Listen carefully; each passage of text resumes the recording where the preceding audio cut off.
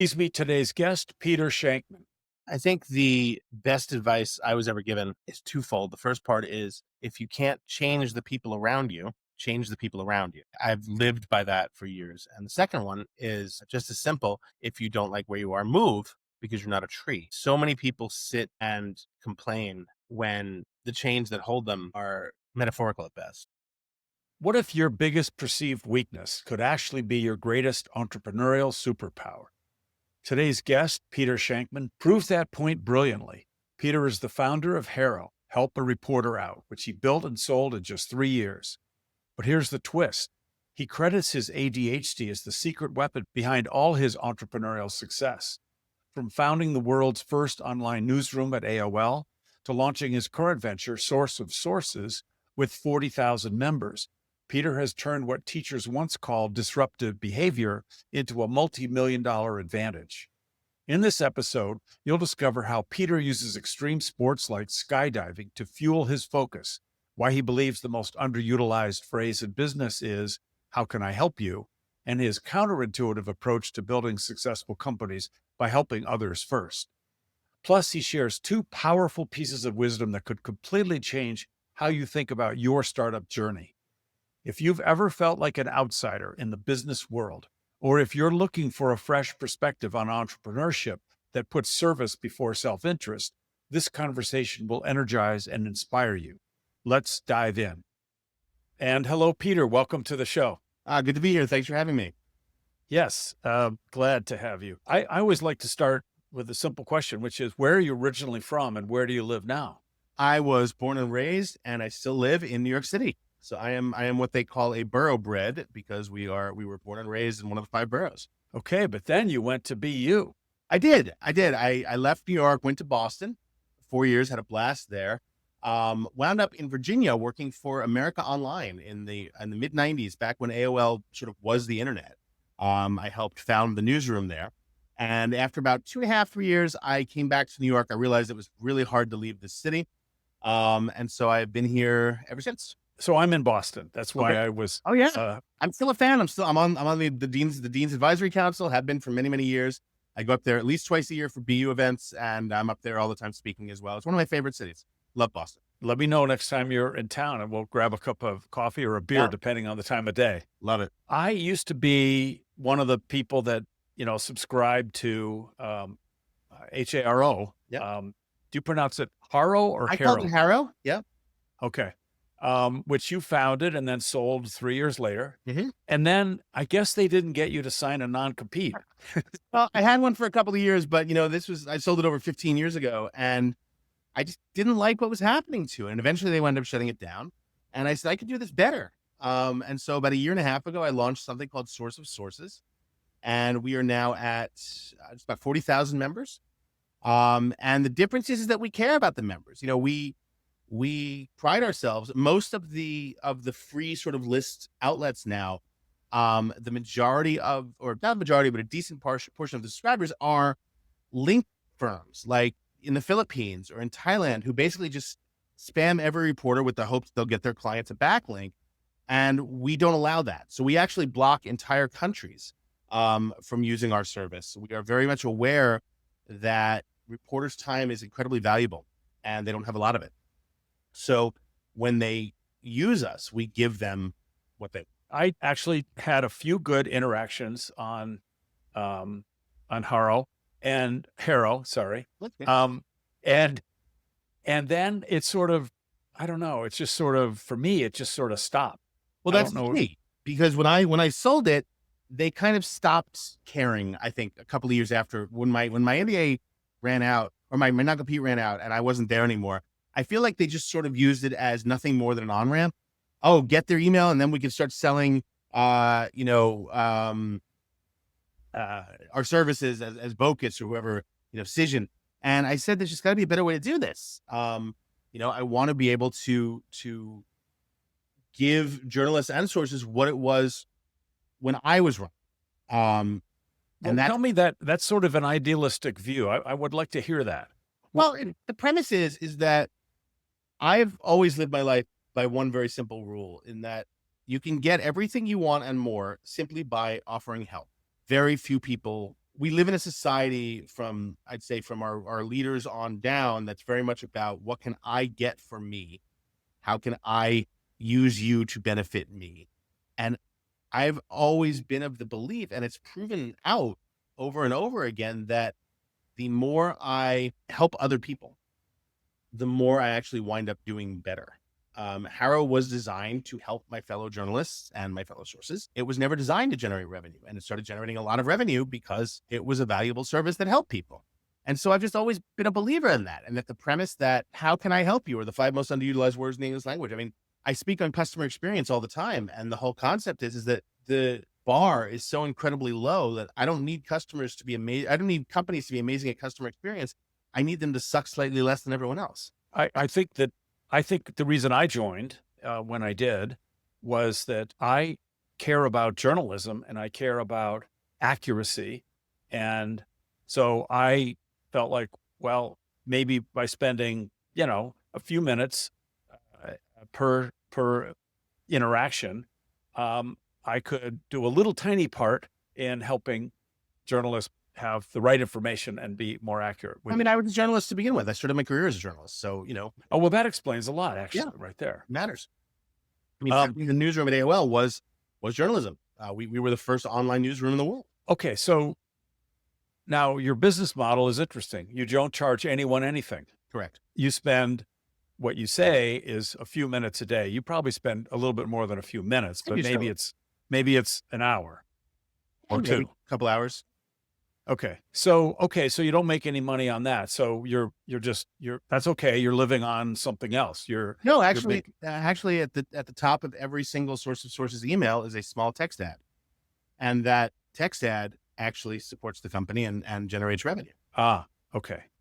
It's not in anyone's interest to charge sources or journalists. No one's going to pay for that.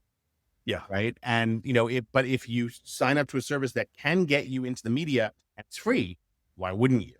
Right. So if you understand the value of getting in the media. So for that, we have an open rate around 70%, right? Which is 78%, 79% sometimes, which is obscene, right? No one has that. And so because of that, our ads are seen by many, many people. And that is something that advertisers think is worth paying for.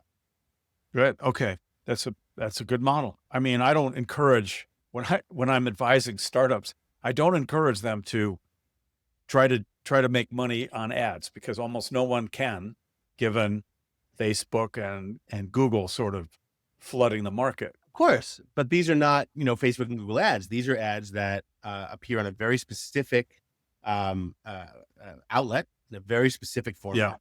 Yeah. And because they are appearing where people, look, the day you don't open the SOS email is the day the Wall Street Journal, USA Today is doing a story on your industry and you miss it. Mm-hmm. Right. So the fact that you have to open the email creates a much stronger need to open it and read those ads. Have you ever used the just search on the internet and get a recipe that you want to use? Right. And you have to deal with the fact that she's telling a whole story about her great grandmother came to America. I hate that part is slightly annoying. Hopefully they have a jump to recipe. Yep. But what is so annoying is that in the middle of your list of ingredients or whatnot, ads keep popping up. Yep. And I never am going to look at an ad while I'm trying to cook. Well, that's the whole point. Exactly. But it takes you 2.5 seconds to scroll through an ad on, it's a 3-line text ad in every single email.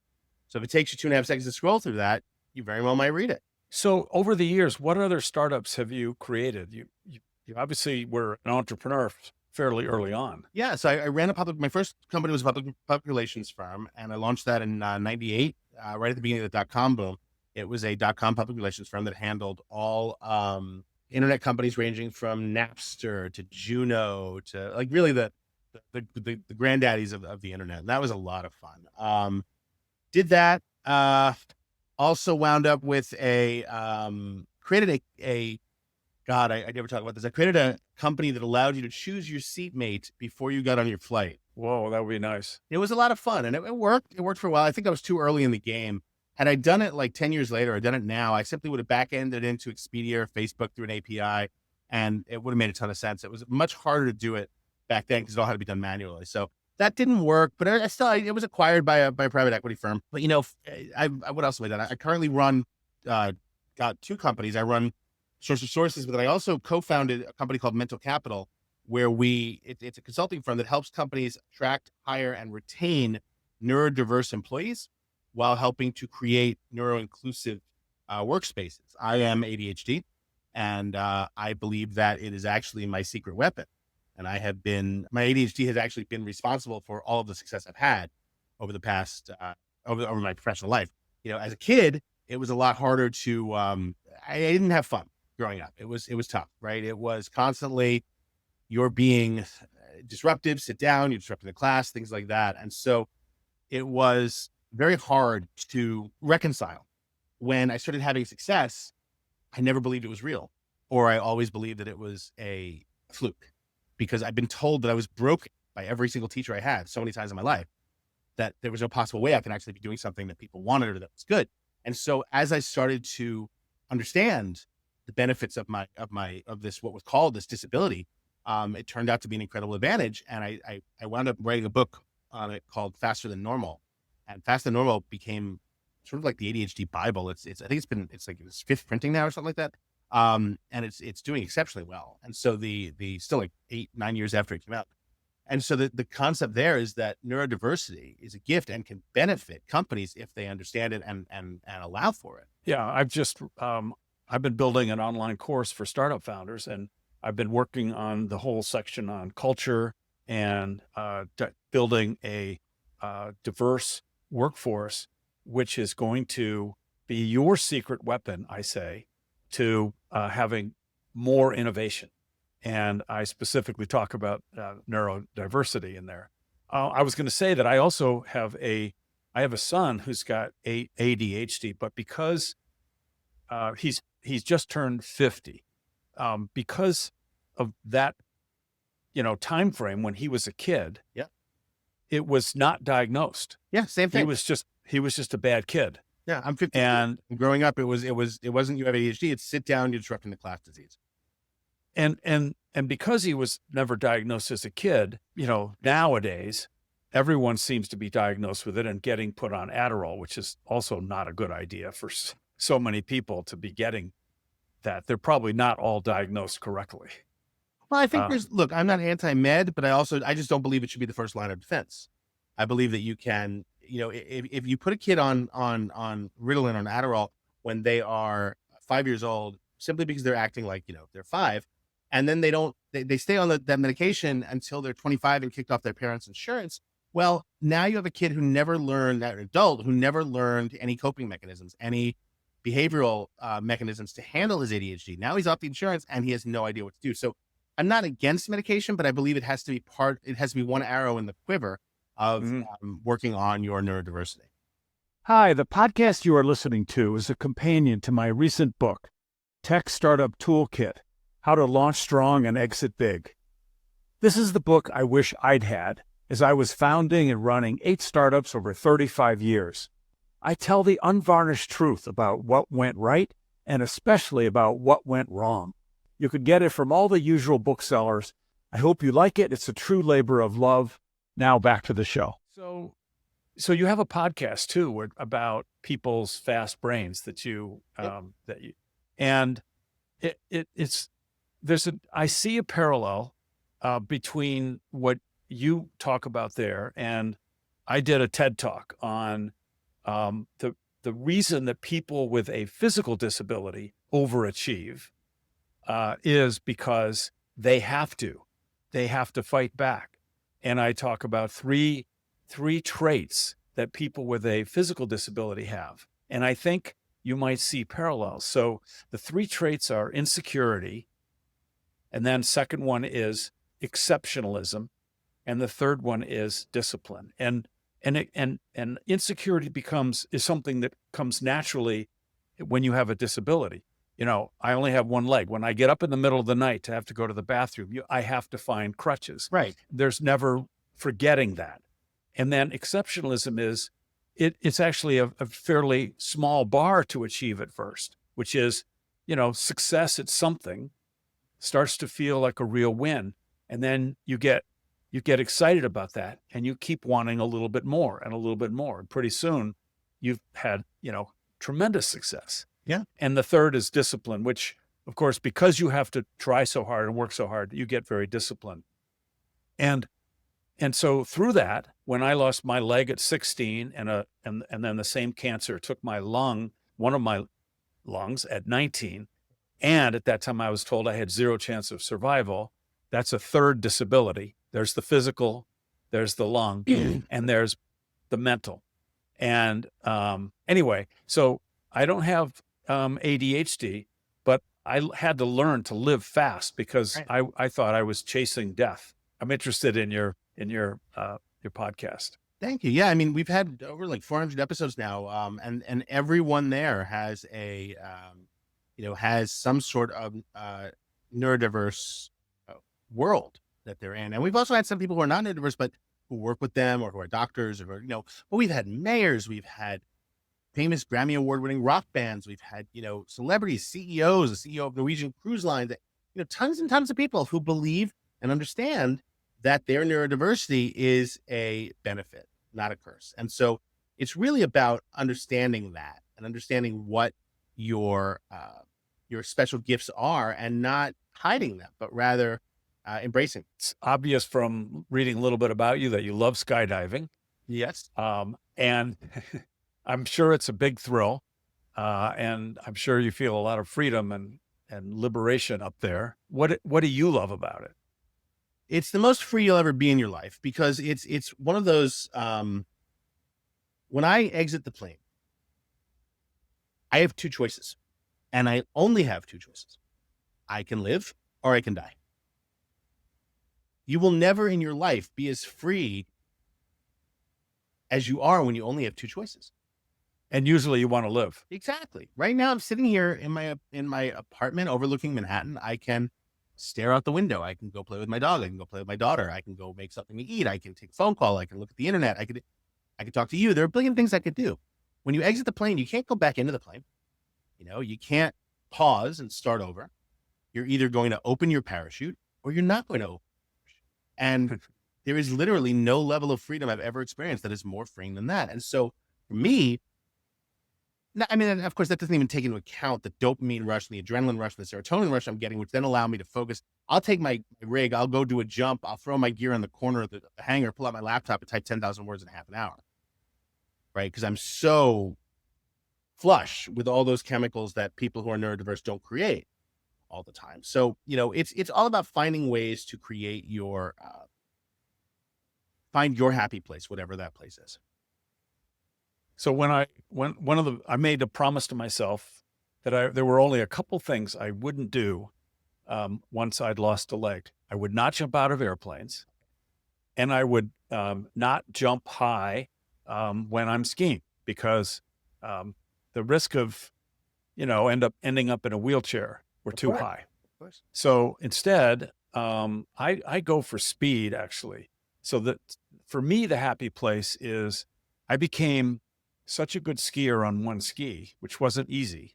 Sure. That, I've been clocked at going 51 miles an hour on one ski. Amazing. And it's not just shushing down the hill. It's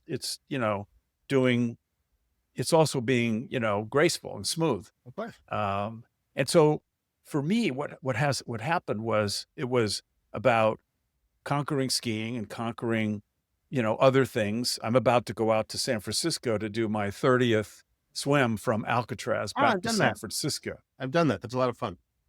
When did you do it? I did the Escape from Alcatraz triathlon back in 2003.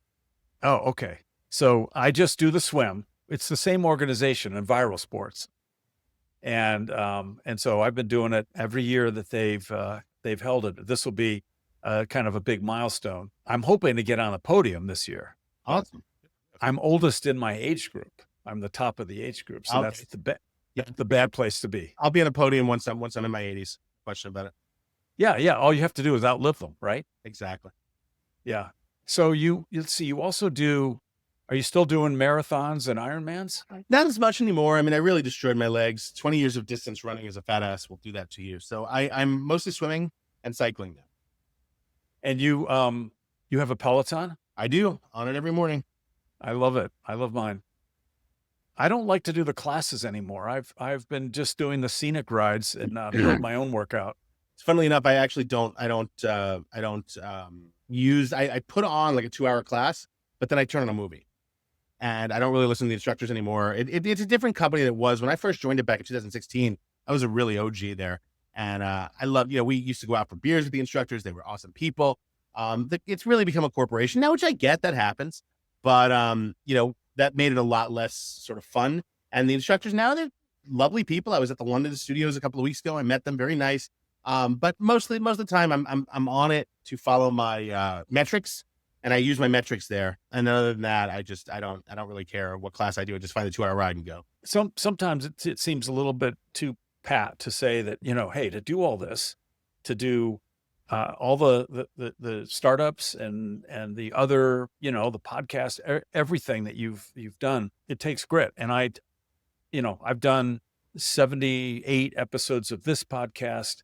I've got my book, which is, Tech Startup Toolkit, that's for startup founders. And as I mentioned to you, a new online course for them. But it's true. Everyone I talk to really has a lot of grit.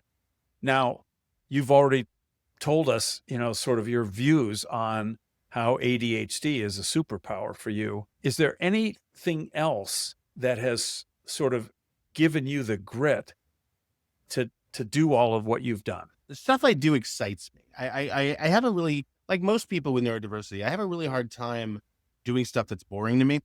I'd never be like a good accountant or anything like that, right? So the things that I enjoy doing are the things I'm really good at. And when you're really good at them and you enjoy doing them, you continue to do them and you want to get better at them. So I think it's a constant goal to improve and to get better and to do things better and to figure out better ways to do things, and it's just a repeating cycle, right? At the end of the day, if I can't tell whether or not I've had fun or I'm working, that to me is a good day. I'm with you. People think, oh, why aren't you retired?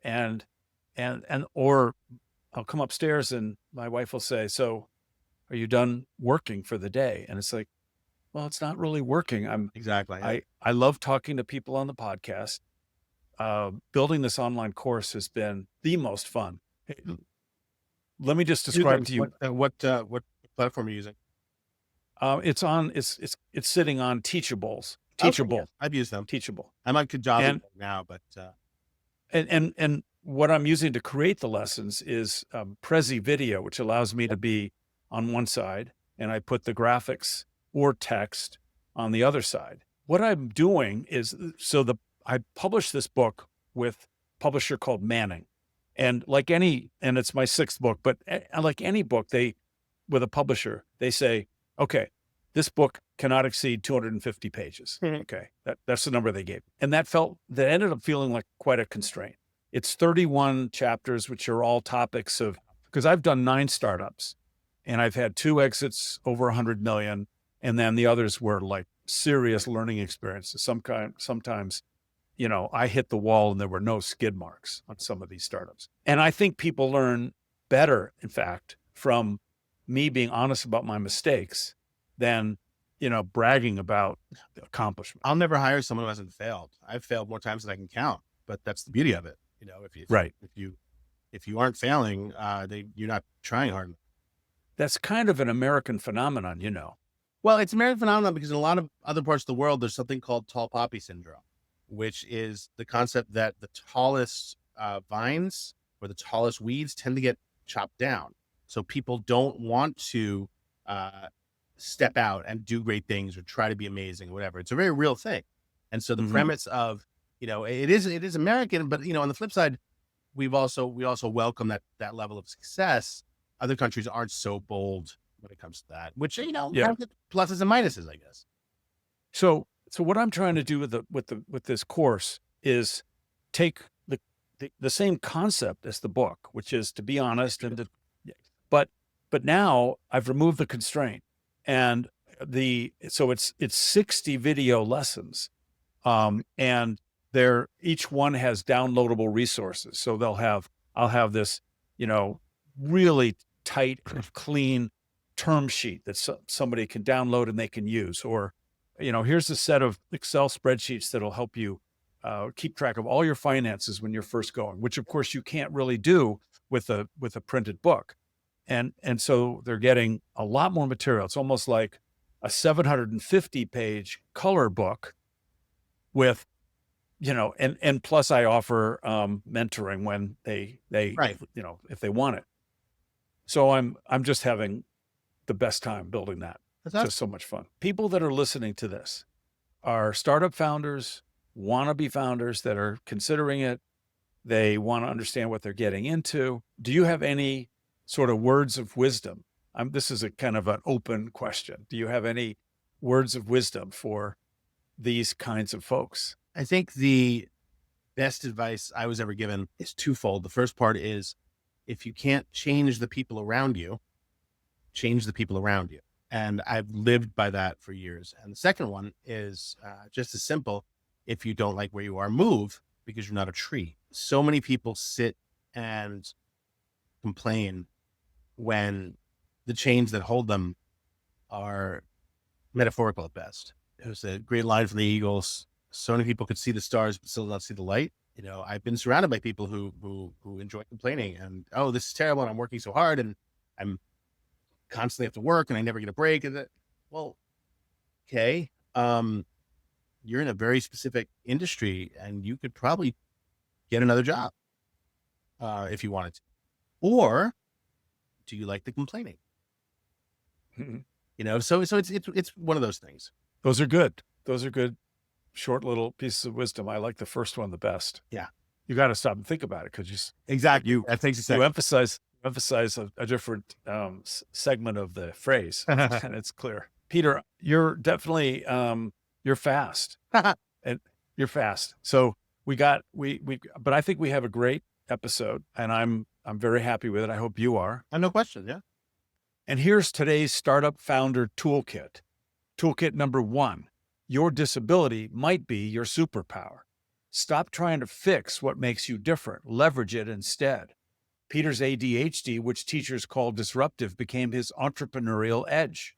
Whether you're neurodiverse, have a physical challenge, or just feel like you don't fit in the typical founder mold, ask yourself, how can this difference give me an advantage others don't have?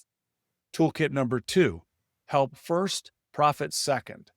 Peter built million-dollar companies using 5 simple words. How can I help you? Instead of asking, what can I get from this relationship? Flip the script. Design your startup around solving real problems for real people. Revenue follows value, not the other way around. Toolkit number 3, change your circle or change your location. Here's Peter's game-changing advice. If you can't change the people around you, change the people around you. Surround yourself with supporters, not complainers. And remember, if you don't like where you are, move. You're not a tree. Your startup success depends on who's in your corner and whether you're in the right environment to thrive. That's our episode with Peter. Until next time, keep designing your success. The show notes contain useful resources and links. Please follow and rate us at podchaser.com/designing successful startups. Also, please share and like us on your social media channels. This is Jothy Rosenberg saying, TTFN, ta-ta for now.